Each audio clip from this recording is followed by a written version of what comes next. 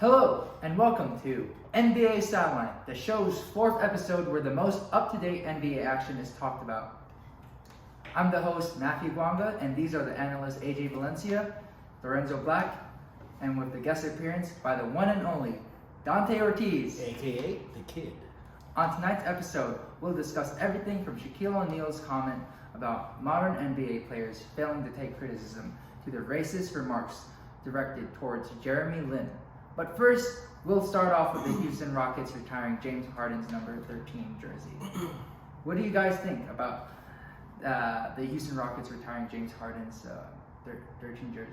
All right, I guess you all want me to start. You know, when I think about Houston Rockets retiring James Harden's jersey, I think that's a disrespect to, all the other Houston Rockets franchise leaders or superstars in the past who has won them championships, namely Hakeem Olajuwon. I think them retiring James Harden's jersey is kind of like when they retired Yao Ming. I understand with Yao Ming, because he brought global passion for basketball all the way to China, and that's why I think that was understandable that they retired his jersey. Hakeem Olajuwon brought a couple of championships to the Houston Rockets in the 90s. Now, James Harden, he didn't really do anything for the Houston Rockets, he didn't bring them to the finals, he didn't do anything at all. He was just a superstar. People just call him a superstar. For me, I think he's just a ball hog scorer who was stat padding all the time. Because look at where he's gotten the past few seasons. Nowhere. Now, I want to know what both of you think. Because right now, I'm pissed they retired his jersey. And I like his game style sometimes when he's not flopping. But the way they retired it, as if he's done something for the Rockets, but he didn't.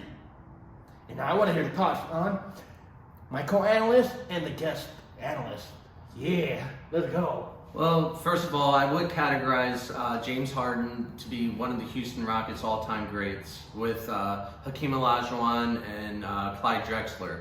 But retiring his jersey, I think that was a stretch because, he basically quit on the Rockets. And they catered to him. They gave him all the pieces, role players to basically surround himself with talent. And for him to request a trade was basically giving up on the organization. Dante, what do you think? Yeah, I agree with both of you. Like what AJ said, just putting, triple doubles like constantly, you can say. And, it just, the way he left, like it's basically kind of like just like screw the team in a way for not, he going quit all the on way them. to them. He quit on them, he quit on them when in the past few seasons, he's gotten what he wants. He got Chris Paul, he got Dwight Howard, he got Jeremy Lin, he got all the players. He got Carmelo Anthony. He got all these people he wanted, and he still couldn't get all the way to the finals. So you're thinking, is it the players he got who are the problems, or is it him? Because I think it's him. Because as much as I want to praise him making a lot of assists for his team, I think he's such a ball hog. He holds the ball like maybe 20 seconds out of the 21st second shot clock. And he only passes when he's either double team or when he feels like he wants to stat pad. Or, I don't know what's going on in James Harden's mind. Maybe he wants to flop all the time. He averaged a lot of free throws.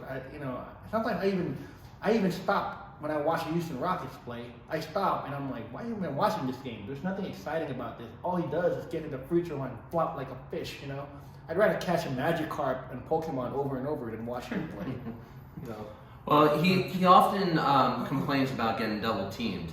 However, like if you're the other team and you know that he's very ball dominant, it only makes sense to double team him. You know what I mean? So they know he's a threat. So at least offensively. So you gotta try some way to stop that. But like it would just always be constant. And at least the defense, you can see, he just... You want to talk about James Harden? There's no defense to talk about. You want to talk about James Harden defense? That's another story, but his defense, it's not what he's known for. It's not why his jersey's getting retired, okay? Because his defense is... The referee probably has better defense than James Harden. So, yeah. Oh, that's everyone's thoughts, right? Yeah. We all agree. It was a bit of a stretch. Yeah, we all agree. Now, speaking of agreement, are we going to agree in the next topic, Matt? What is the next topic? Shaquille O'Neal got mad about how NBA players today cannot take criticism. He said, these guys now, they're putting pops. What do you guys feel about this? I think, I'm pretending to have a watch. I think that a lot of these players like to waste time. Instead of playing the right way, they're whining about every single thing. And no, I'm not just talking about politics. I'm talking about every little thing. Like, you know what I'm talking about. Like, come on, tell me what you... Well, I mean, for instance, Shaq gave Donovan Mitchell some criticism, and he was very sensitive about it. Right. And so I feel like this generation of players, they're very sensitive, defensive, and cannot take advice, like you said. Yeah, they're like cupcakes or whatever they call it. Yeah, at least like compared to how it was back then, you can definitely say like they just complain about everything, even like the simplest of call fouls. So, Yeah. but like on that Donovan Mitchell thing, like I mean, he kind of just took it like whatever. He just like eyed them, like he's just gonna continue doing what he's doing. At least, like he knows what probably Shaq is doing right now. Like after all these, instigated questions he's trying to do to players. Yeah.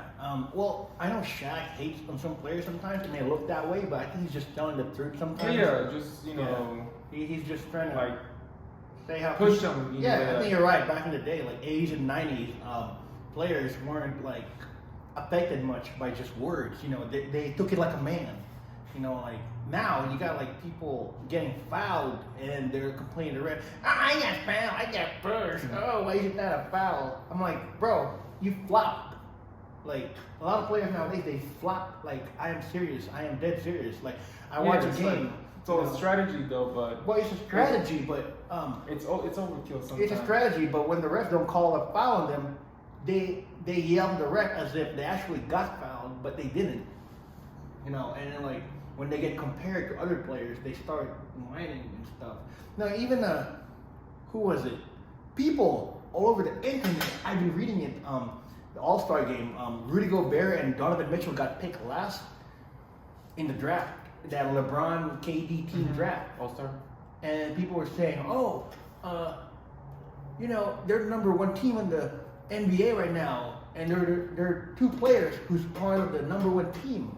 So how is it that those two players who's part of the number one team, they're all-stars, but how come they got picked last? It made no sense. But see, that's a bad argument, in my opinion. Because, I mean, just because they're on the best team doesn't mean that they're the most talented to the All-Stars. Yeah. They just might know how to play well with each other. Yeah, they're just system players. Yeah. Yeah, kind of like you're not going to say Draymond Green is the best player of all time if he's made an All-Star and you're going to start whining when he didn't make the starting team for the All-Star game. He still made an All-Star team a couple years ago. So, I mean, that's still good in my opinion. And, people just like to make smaller things. They like to make them big deal. Like that song by Calvin Harris, I feel so close to you right now. It's a big deal. That's what's happening right now. And I think what the song is saying right now is kind of like relevant to the NBA right now. You get close to like someone on the court, they start flopping, and refs make a big deal out of it. Like, oh, even the refs too. The refs are like starting to be sensitive as well. Yes, they are. I've noticed that they're starting to call technical fouls on players for things that are just ridiculous. Yeah, like expressing their emotions. Yeah. And also there was one time when I believe it was the Hawks. Trae Young got fouled last second, but the ref didn't call foul him. Didn't call foul for him. And when Gallinari, who was in his team, missed the shot, that's only the time he reacted to the refs. And I'm telling you, I bet you if Gallinari made that game-winning shot for the Hawks, Trae Young wouldn't even complain. He only complained after Gallinari missed the shot after the game ended, because he probably wanted to win so bad. Yet, I understand that, but you got to take into account Trae Young has been drawing the most fouls this season, far more than any other players. He's been drawing a lot of fouls, and a lot of people have been complaining about, how he gets so much privileges, kind of like James Harden. He's probably getting a lot of privileges. Even Steve Nash, would ask him how. I think the way Trae Young draws fouls is by doing like a pump fake and then leaning in. Yeah. And now that's drawing more attention on that kind of play now. Yeah. That kind of play is going to get more regulated now. Yeah. Yeah, I remember when. Yeah, but he gets so much fouls called. The, Yeah, but he gets so much fouls called for him. Yet when he gets one no call for him, like he gets really angry. He gets so sensitive. Like I remember he called the ref. He called him bitch ass. He said the N word. Wow. And the ref was white. And Trae Young is half white. So, he looked like Waluigi from Mario Kart, but still, he's kind of sensitive about it. Like what we were saying is like what Matt was saying is like a pudding pop cake, whatever. Yeah. Pudding pop. Yeah, whatever. Yeah. So, anything else you want to say, Mr. Ortiz? No, right? I mean, let's just see how things change. Maybe in the future, like They stop being little kids. Maybe we'll see a revival of like the old way. Who knows? It might get like old, like or even maybe the player. I mean, not the players. I just realized. The what's it called? Like they realize. You mean? Are you talking about how? No, like the watcher. How do you say the word? Oh, like they realized, like, they felt guilty back in the day. You know what you're saying? Like they feel guilty, like they're rewinding too much during their time. You can come with that, yeah. Yeah, because like, they're gonna be like, damn. they're ruining the game right now. Too much sensitivity. You can't even play the game right now without like. Yeah, even like the like audience a members drama. and people on TV probably will stop. Well, who knows? Drama. Watching it. Yeah. Speaking of watching it, Jeremy Lin has been outspoken about basketball players calling him coronavirus.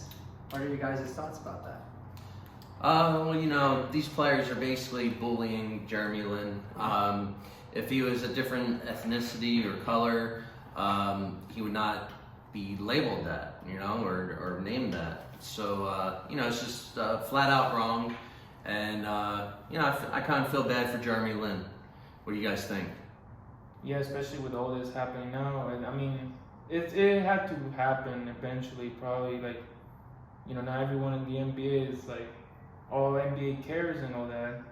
So it was just bound to happen with like him as being like one of the only Asian players, right, in the NBA.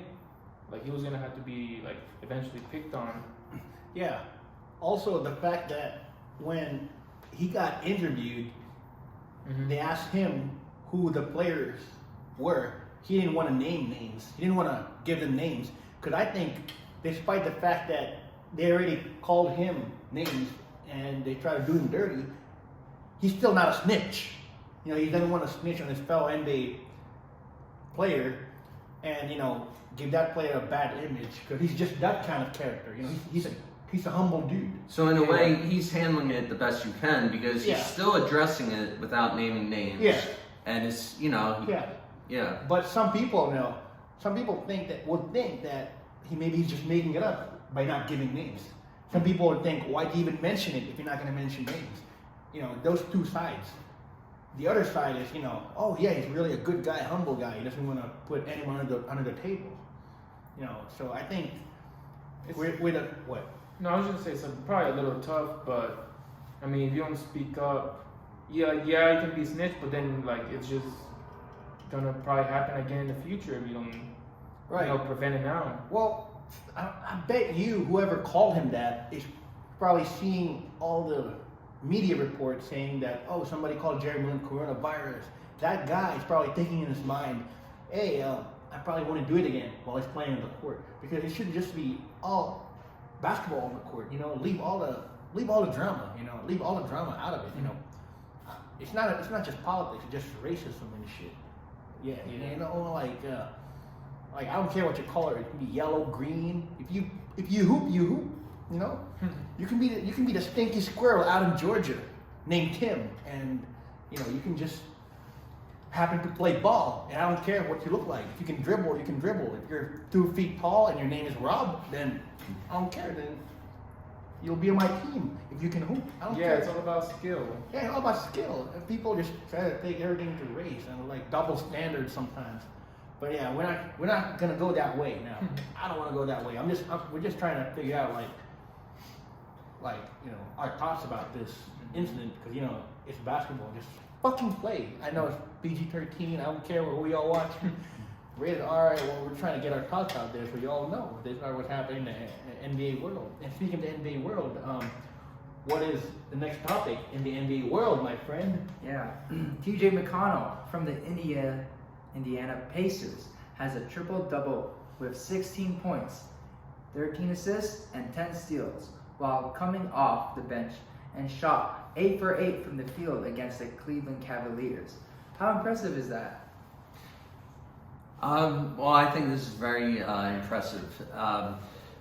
Not just the triple-double, but getting that 10 steals. I mean, that's a rarity in this league, seeing 10 steals. DJ McConnell! I got triple-double off the bench. He's the first player in NBA history to get a triple-double with steals instead of rebounds off the bench. And he's not even that big of a guy, that strong of a guy, but he's quick and he works hard. He had he said before in an interview, he may not be the biggest guy, he may not be the fastest guy, he may not be the most athletic guy, but he told the media he will outwork anyone with his hustle. He works harder than almost anyone out there. And when I saw that game, the highlights, 10 steals, I saw that. He put a lot of work. He was diving for loose balls, just like it was nothing. He was swiping them off people's hands. He was like slapping the shit out of everybody. Pure hustle On the other team. He was hustling. Not only that, he was making smart plays. He was making very crafty passes to his teammates. He's not much of a shooter outside of the paint, but he can shoot, he can drive around, he's quick.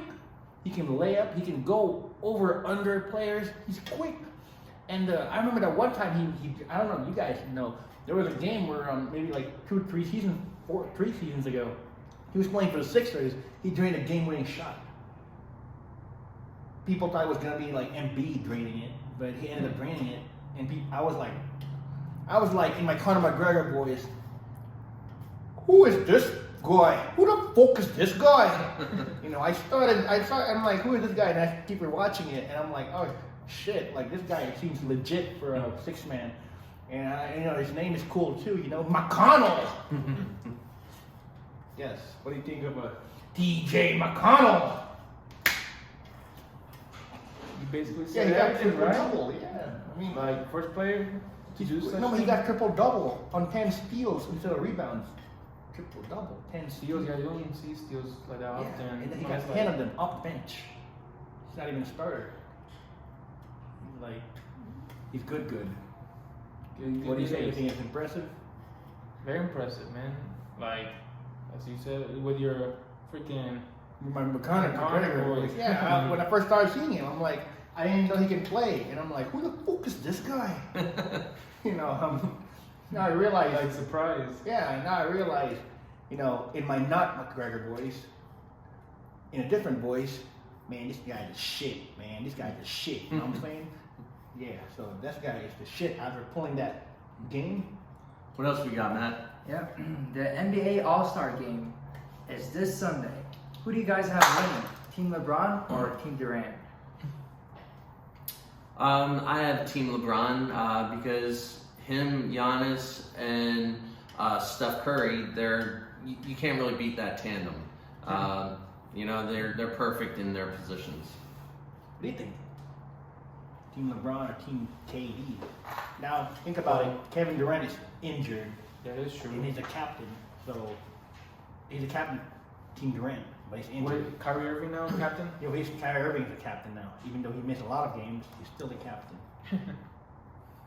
I'll probably have to go with Team LeBron also. Like, all that forcing skill is I feel like it's gonna overwhelm them.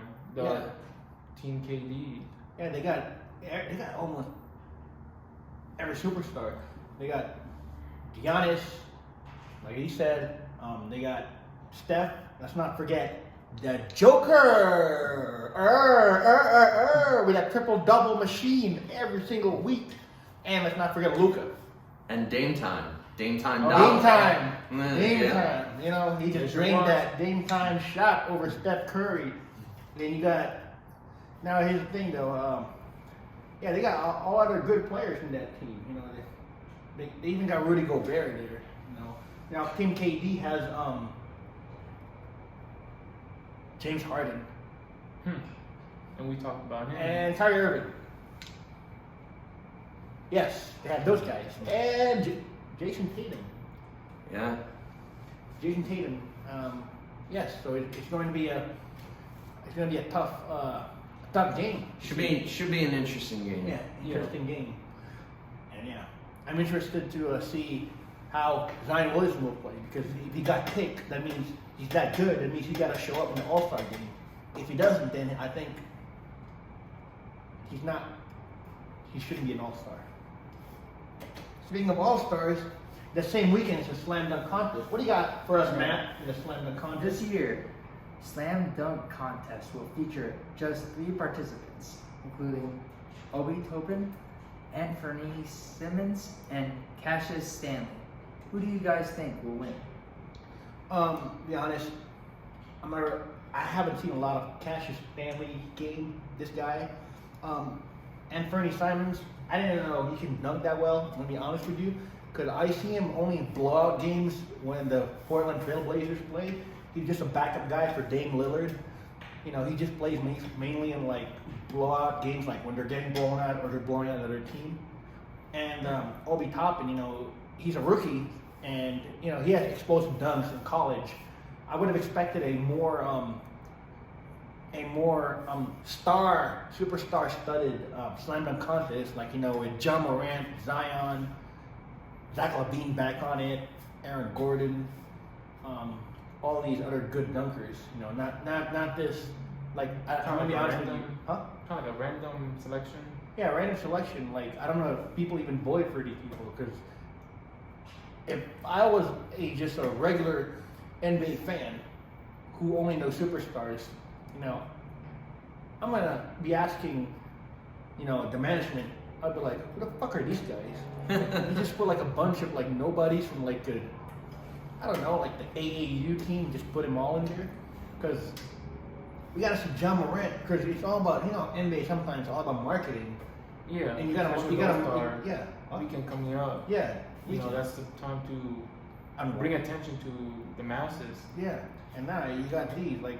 My money's on Topin for this contest, just because I remember his dunks in college. He was doing through the legs with ease.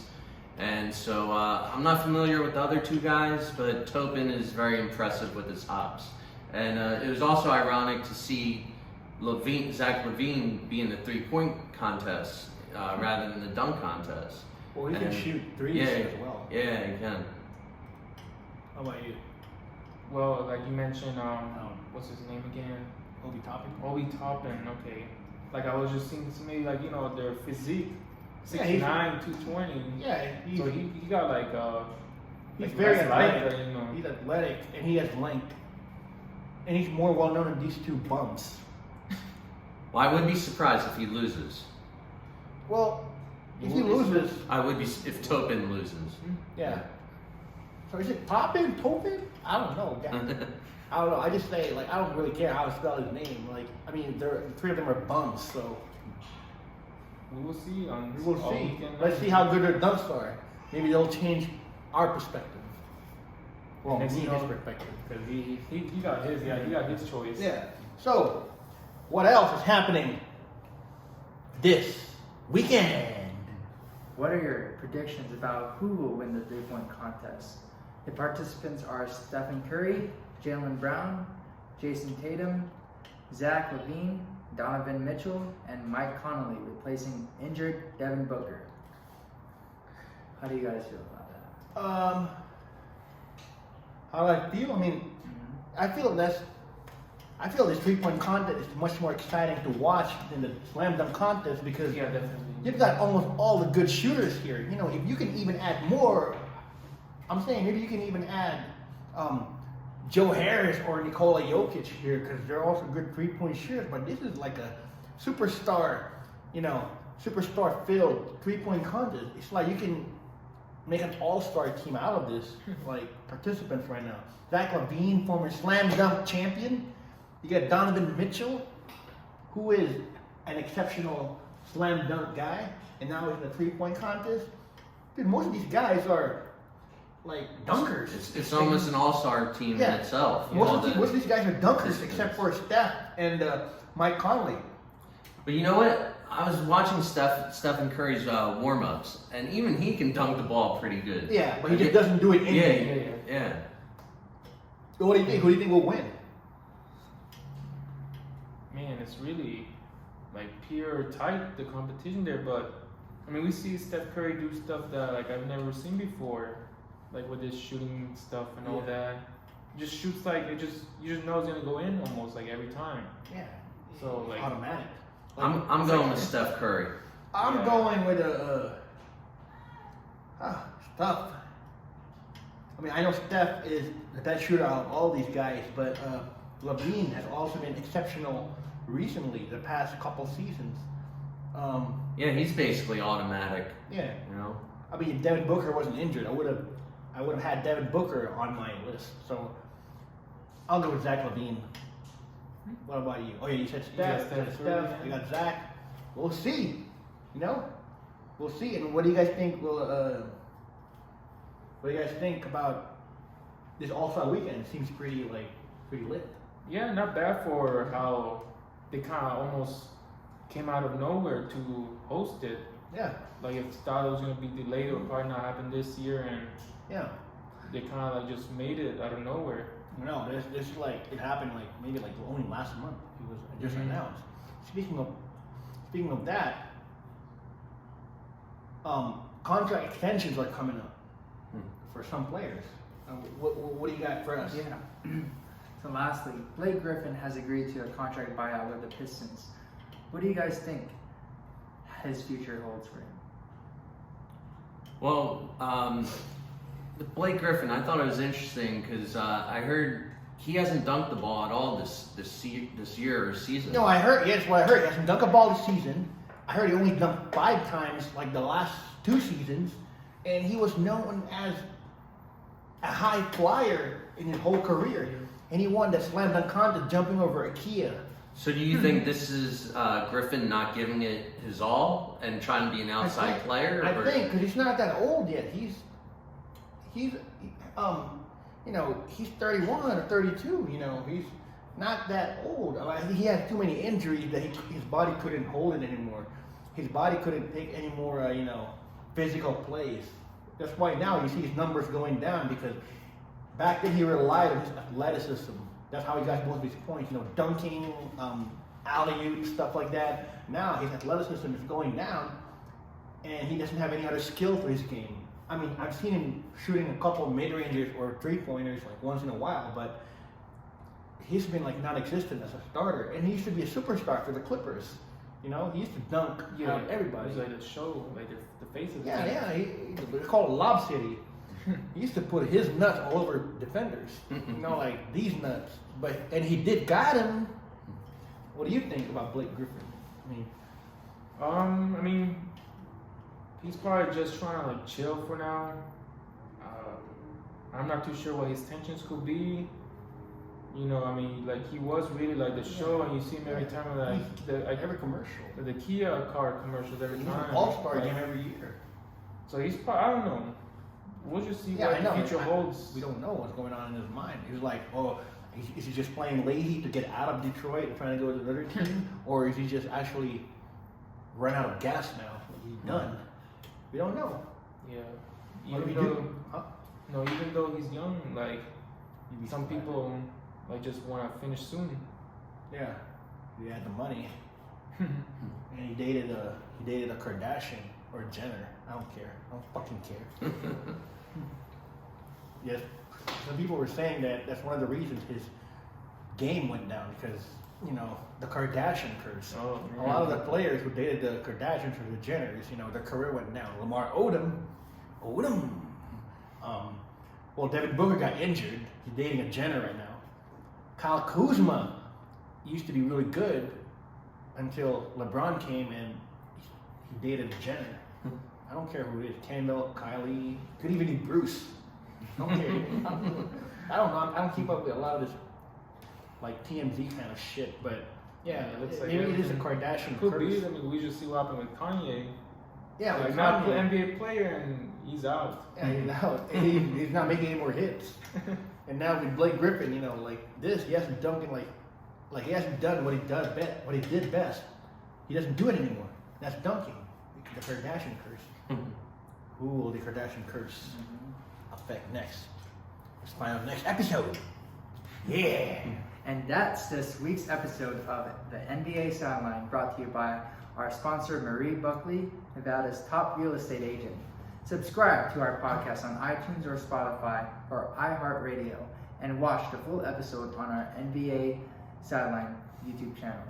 Be sure to add us on Instagram at NBA Sideline Official to join the conversation. And if you'd like to reach out to us to discuss more topics, make sure to email NBASidelineOfficial@gmail.com.